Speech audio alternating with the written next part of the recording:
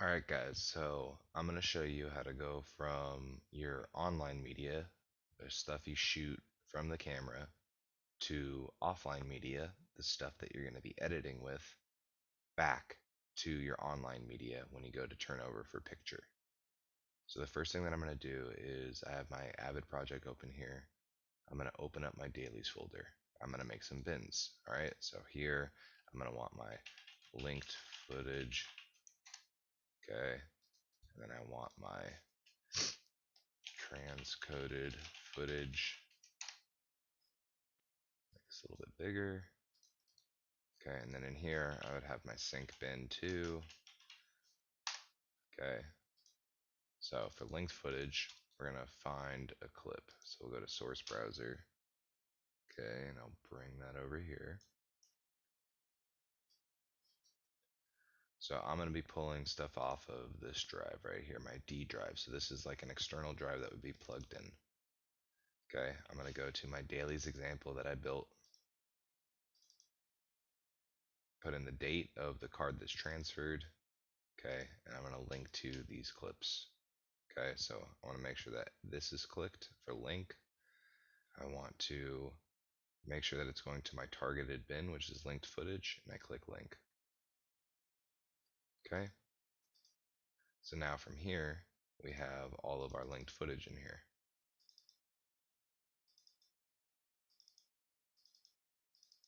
Okay, next what I'm going to do is I am going to make sure that I take this column, which is the name of your camera card. I want to maintain and have this throughout the entire editing process just in case we lose something and we need to be able to relocate what each clip is named originally from the camera card. So what I'm going to do is I'm going to click name, and then whether you're on a Mac or a PC, I'm going to hit Control or Command and D for duplicate. Okay, that'll pop up this menu. From here, I want to take the name column and copy it to the comments column. Click OK. So now in here I should have a comments column, which is right here, which you can now just drag over to the left. Okay. I'm going to put it right next to my name column and make it bigger. So now you can see they're identical. Okay, that's super important. The next step that you want to do is you want to rename your clips. You have to do this, guys. You'll never know what your take names are unless you rename your clip. So I'm going to go 6-1, and then it's a camera. So I'm going scene 6, take 1, a camera. Okay, and I'm putting in a small a to denote the camera because when you go to a setup like this and it's 6 Apple take 1, you use a large A. Okay, so I know that there are 4 takes, so I'm gonna just copy and paste this.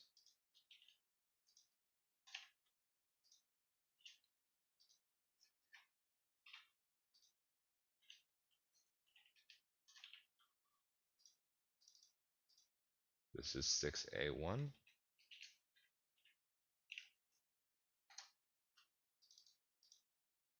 6A-2. Okay, so now you can double click up here and it'll organize it in the order that you have everything. Okay, so in take order. You can also hit Command E and that'll organize it too. The next thing that I want to do is apply my LUT to my footage here. Okay, so what I'm going to do is I'm going to take all of my linked footage. I'm going to right click and go to source settings. Okay, from here I want to keep Rec 709 full range. For me, I know which LUT that I want to apply under generic. You can also install specific LUTs to the camera that you guys use. Okay, but I'm going to take this. I'm going to go down to my Canon C log to Rec 709. Okay, I click that, and then I click add. As you can see, the color space changed. I'm going to click apply to all. You'll see that it changed over here as well. Okay, so now when I click through, all of these have LUTs applied. Okay, and when I look at this and I go to my source settings, I still have the same LUTs here. If I want to remove a LUT, all I have to do is click it and click delete. Alright, so now that I have my clip name, I copied my original name of the clip to my comments section, and my LUT applied, we're ready to transcode. Okay, so select all of your clips that you want to transcode, go to consolidate/transcode, make sure you're going to transcode. I want to transcode it to this drive. Okay, I want to keep the project dimensions the same. I want to convert to project frame rate. Okay, you guys should be shooting at 2398. So you won't have to convert. You want to make sure that you're going to DNX HRLB. This is the DNX codec that you want to choose. It's the smallest one, so you'll have the most space. Okay, you want to keep this to full. You want to make sure that color encoding is selected. If you don't click color encoding, your LUT that you applied will not carry over. Okay, you don't need to worry about the audio because we're going to apply the recorded audio and sync it together later. Click transcode.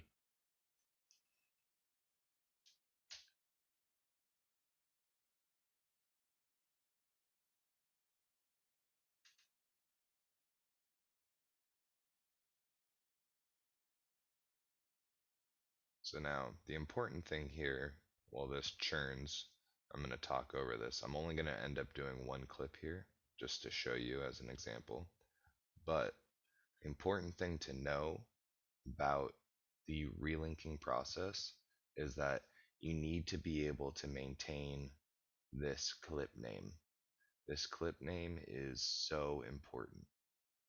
If you're unable to relink to your footage, you need to know what your original clip name is.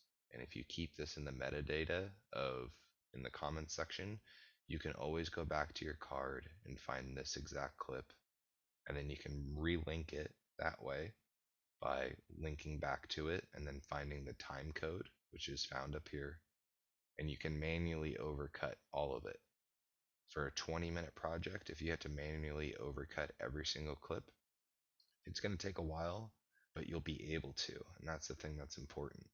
Okay, the relinking process is a step to be able to get you back to your online media, which is the highest quality media possible. All right, but if you can't get back to it using the method I'm about to show you, you can get back to it by manually overcutting. It might take a while, but you will be able to get back to it, so just know that.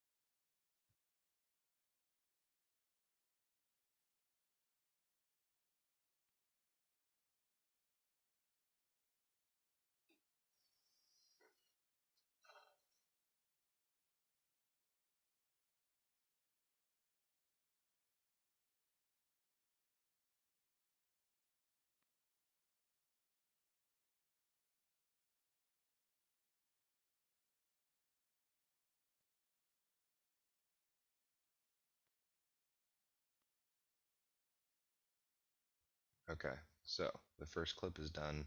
I'm going to cancel the rest so you guys don't have to watch it. Okay, so now we have 6-2.new.01. Okay, so I'm going to move this over to my transcoded footage. Okay, from here, I'm going to try and find 6-2-01. Okay, for my audio. Now for your audio, you want to make sure that you always import your audio. You never want to link your audio. Okay, so I'm going to navigate to this drive. Pretty sure that it's here.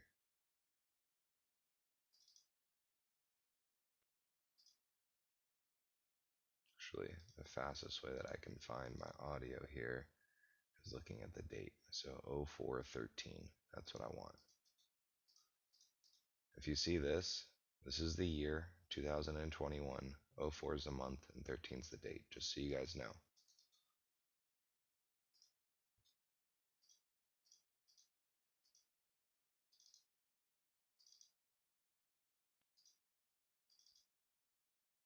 Oh 0413, sound. Okay. Now I want 6. Guessing it's this one. 6.2. Okay, so I'm going to open that up. Now I don't want any of these audio channels to come in as stereo, so I'm going to turn those off. Okay, and I want to make sure that they're coming in at -10. So the way that I got to this menu is I clicked options, went to audio, went to multi-channel audio, and deselected it. If I select it, it'll be green. If I deselect it, it'll be grayed out. You can also import in surround sound, but you'll never need to use that for this project. So I want mono. I click OK, and that's good to go. So I'm going to click open. Okay, I want to make sure that's coming in at 2398. Okay, we got 6-2 here. As you can see, there's 1, 2, 3, 4, 5 audio channels. Okay,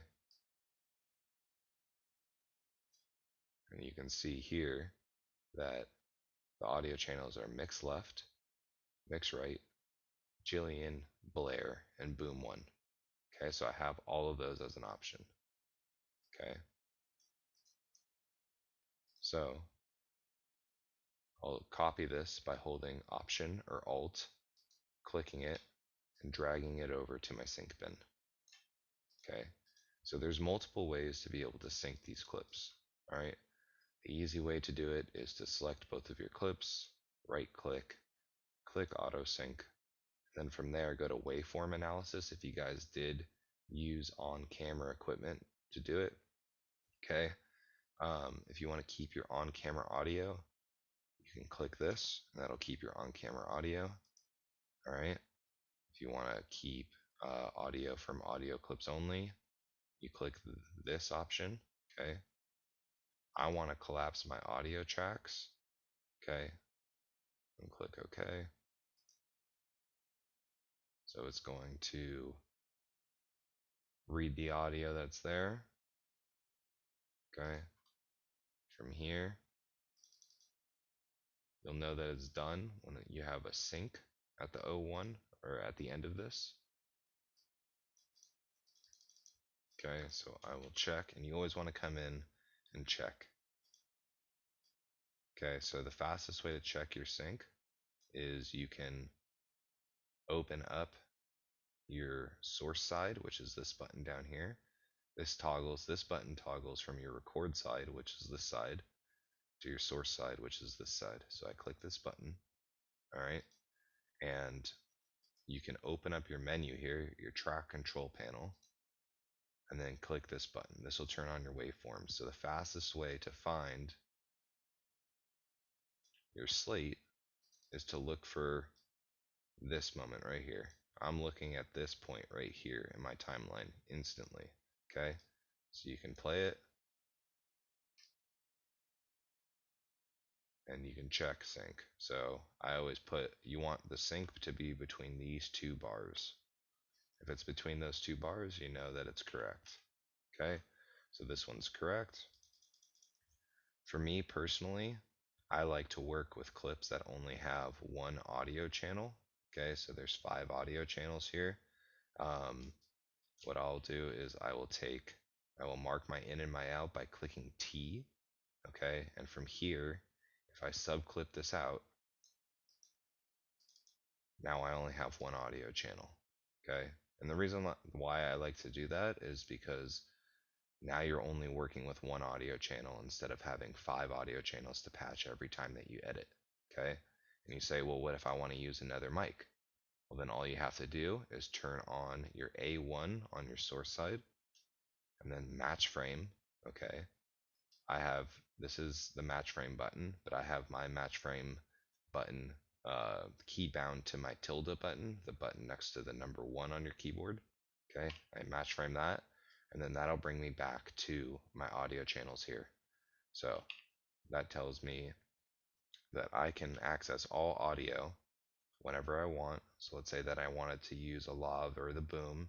I can do that if I need to, but when I am editing, I'm only editing with one clip.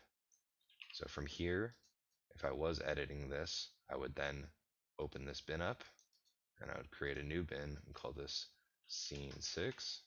I would take my sync bin.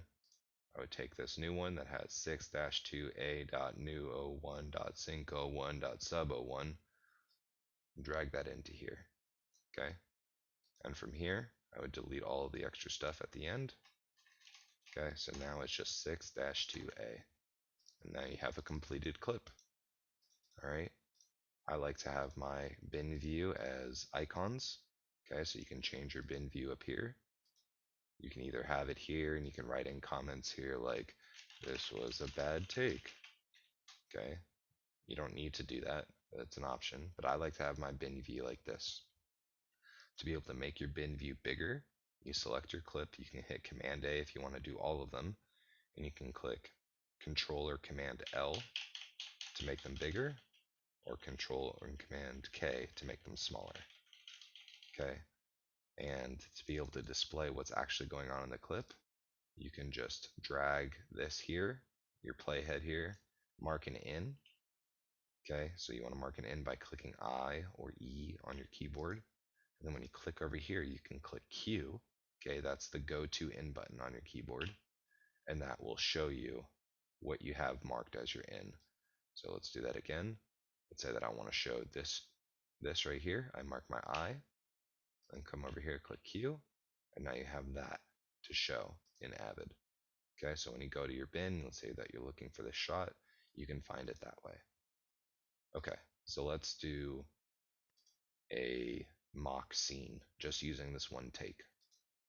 Okay, so you can click new bin. All right, and let's say that this is my editor's cut. All right, so I'm going to put a sequence in here, call this Csun. I know one of the projects is called Drop Dead, so instead of Csun, I'll just call it Drop Dead Editor's Cut. Then I'll put the date 02/15/22. Okay, so you always want to date everything. All right, I want you guys to get in the habit of dating everything. I know that there's a creation date here, but I want you to date everything. Okay, so every time that you work on this cut, the thing that I want you to do, okay, is I have a miscellaneous bin here. Okay, I'll put another bin in here, and I'll just do a copy bin. Okay, so before you start working, every time, I want you to do this. Okay, I want to take your editor's cut that you're working on and hold Alt or Option and drag it into your copy bin. Okay, so that way you have a copy of what you had before you started working just in case something does go wrong. Okay, close your copy bin, and now you have that copy in there. Okay, now working on your editor's cut, let's say that we want to use this here to this here. Okay, I'll mark my in, I'll mark my out, and this is my sequence. I want to make sure that it's patched correctly and my sync locks are on, so make sure your sync locks are on by clicking TC1 here. Okay, I marked my in, I marked my out, I'll click B. Okay, so there's one clip. Okay, so I want to get her hood coming off, mark my in, mark my out, and I'll click B. Okay, so that I want to have her pick up this piece of wood. Okay, so I want her to just pick up, mark my in, mark my out, click B. Okay, 3 cuts is enough to show this. So this is our sequence. It doesn't make any sense, but that's not the point of this lesson. Alright, now what I want to do is I want to go from the offline media back to the online media. Let's say that this is your locked cut. Okay, so what I would do is I would make a bin in your turnover bin and call this my online bin. Okay. I will then take my editor's cut. Okay. You would only be doing this with your locked cut. So let's call this sec. Let me make this bigger.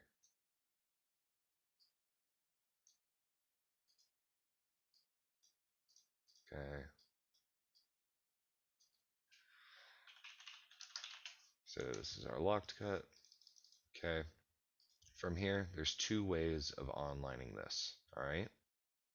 There is a way of doing it within Avid, and then there's a way of doing it on your Finder level. Okay. Both ways work. I prefer the Finder level way. Okay, because then you're only working with one sequence. So let's close all of these other bins right now. Okay, so the only bin that's open is our online bin.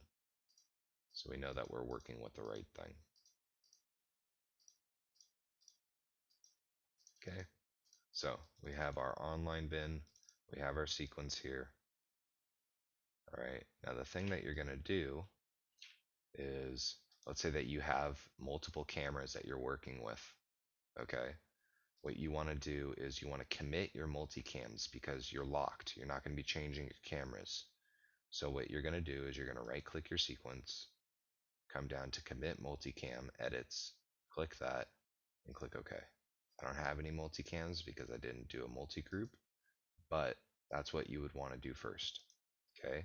Now from here, we want to take our online media, or our offline media, which is this DNX LB media right here. Okay, and we want to turn it to our online media. So I'm going to come down to my Finder level here.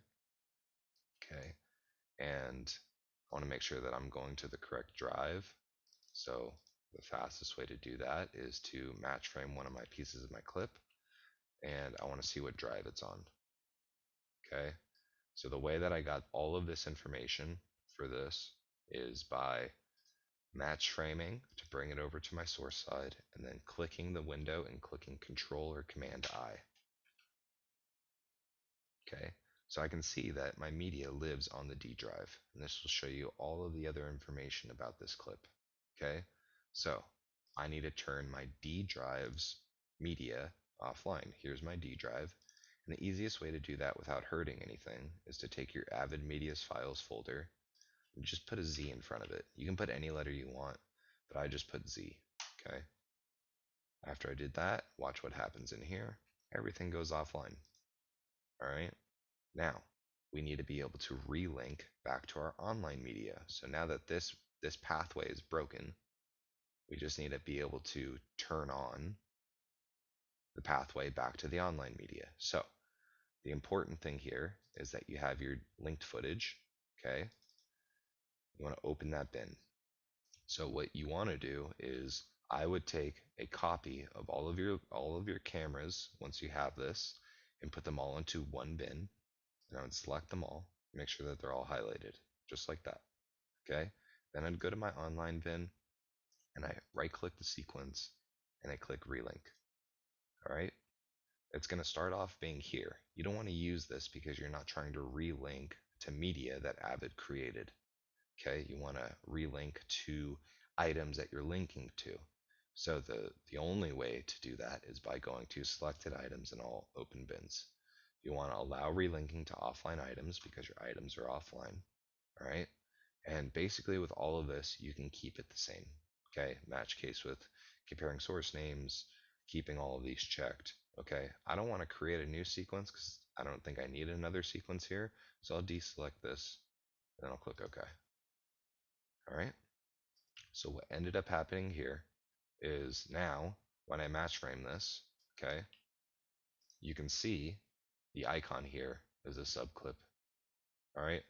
So we went from taking our media that was online originally, which was our linked footage, we transcoded it, and then we relinked it back to our online media. Okay. So you say, well, my audio's offline now. Okay, your audio is offline. So let's turn your audio back online because remember, you imported your audio. Okay, so we just delete that Z. Okay, and now give it a second. Your databases are going to load, so it might take a second. But now you can see, look at the color difference. Okay, so colors are important. I'll show you how to access your clip colors. Okay, so here we'll show you offline, proxy, linked media, all of your mixed rates. You want to make sure that all of these are selected. Okay, so you have your online media now with your audio. Okay, now the important thing is before you turn over to color is that you want to remove the LUTs, the temporary LUTs that you applied to your clip. Okay, the easiest way to do this is to click your sequence.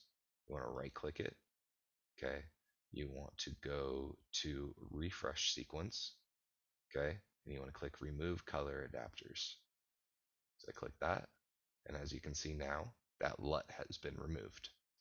Okay, so now when I match frame this, and I go to my source settings, okay, it's showing that it's still here, but it removed it from my sequence, okay, because I only removed it from that sequence.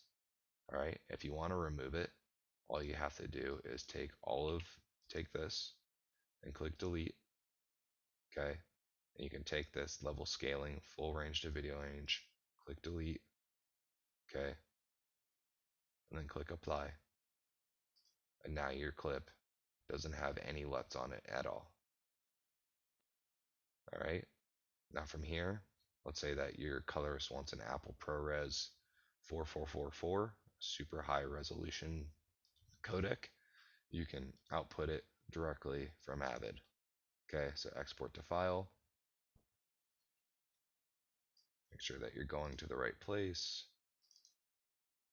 Okay, so let's say I have a turnover. I want to go to picture turnover, and I'll create a new bin. Call it locked cut to color with the today's date. You know, and let's say that this is for drop dead. You can have a prefix of DD. Okay, so I'll click OK. Then from here, I want to make sure that I'm doing this the correct way. So you always have the option of selecting, you have a bunch of different export options. I have a bunch, but you can go to untitled. Okay, go to options. From here, you have the option of exporting a bunch of different things. All right, now for me, because I'm on a PC, I don't believe I have the ability to export a Apple ProRes. So if I go to QuickTime Movie, this will tell me if I do or not. I go to Custom, then I go to Format, I go to Settings. Yes, okay, so I do not have the ability to do it on a PC, okay? But there's still ways around that, okay? So let's say that I want a super high quality, okay? So the way that I'm going to do that is I'm going to output, okay, and do this. I am going to make a MXF OP1A, okay? I'm going to click this, and I will make sure that use marks and use selected tracks aren't selected. If you have those selected, you have the ability to be able to export just a piece of your sequence. I want to be able to do everything. Okay, so from here, as you can see, you can now export an Apple ProRes. Okay, so I will export Apple ProRes 4444. Okay, my audio format doesn't matter, going to my colorist, and I'll save this as MXF OP1A Apple ProRes 4444. Okay, and I'll click save, and it'll make my file. Now, when it exports that file, it's going to export the file as an MXF file. All right, not just an Apple ProRes file. Okay, it'll be Apple ProRes quality, but it'll be in an MXF file. So they will need to then bring it into Resolve or whatever they're coloring in. They'll be able to. So don't worry about that. And they'll be able to open it, then work on it from there. Okay? Your colorist might want something different. They might want an AAF of your picture. They might want an EDL of your picture, and I can go over that with you in another lesson at another time. But what I showed you today is how to go from your online media that you link, you relabel, you add your LUT, you transcode. Once you transcode, you sync. From syncing, you would do a multi-group if you wanted to, if you had multiple cameras. But if not, you would then bring it into your bin. You would edit your sequence. And once you're done editing your sequence, you would then create an online bin and be able to relink to your footage. Okay, so I said that there's two ways of doing this. I showed you one way. I'm going to show you the other way, just so you guys know. Okay, so this way you don't need to turn off your Avid Media Files folder. Okay, so in my turnover bin, I'm going to create a new bin and call this online bin 2. Okay, so I'm going to take my editor's cut. I'm going to copy the sequence into there. Okay, now I want you to pay attention to this. Pay attention to the video layers. Remember, linked clips are purple, right? When I click this, okay, there we go, not purple. So this is telling me that it's my transcoded clips still in here. Okay, the way that I know that is when I match frame this, look at the clip icon right up here. It doesn't have the link, it doesn't have the chain. Okay, so I'm going to close all these other bins so I make sure that I'm not messing anything up. Okay, now to be able to relink to this, okay, I'm going to delete this copy. I'm going to have my bin selected, or my clip selected here, my sequence. I'm going to right click it. I'm going to go to decompose. Okay, so I'm going to click decompose. I'm not decomposing offline media only. Okay, so I'll deselect that. You want to have captured and imported clips selected. The handle length doesn't matter because you really don't need handles. Okay, you do want to create a new sequence here. All right, and you don't need to click expert decompose. Okay, so I'll click OK. Click OK. So as you can see now, it created your subclips, your original clip, and then all of your audio. Okay, so you want to now work with your decomposed sequence. As you can see, everything here is offline. Okay, so now what I want to do is I want to relink this. So you're going to have to do it the same exact way that I showed you earlier. You need to open up your linked footage. Okay, select all of your clips. And then from here, you want to relink. Okay, so I'm going to click relink. You never want to select this one. You always want to select this one. Okay, all of this remains the same. Say that you can create a new sequence if you want to. I don't. I click OK. Now everything's online for picture because that's what you need here. All right. Now with this, because it decomposed the audio as well, and you didn't link and transcode your audio, what you can do is if you want to use this as your new online sequence, okay, called drop dead editor's cut, we can call this online. Okay. If you wanted to, you can take this sequence, take the audio, mark an in, mark an out. All right. Click Alt C to bring it over to your source side. Okay.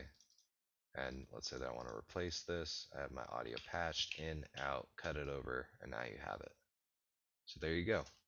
That is two ways to be able to go from offline, from online to offline and back to online media.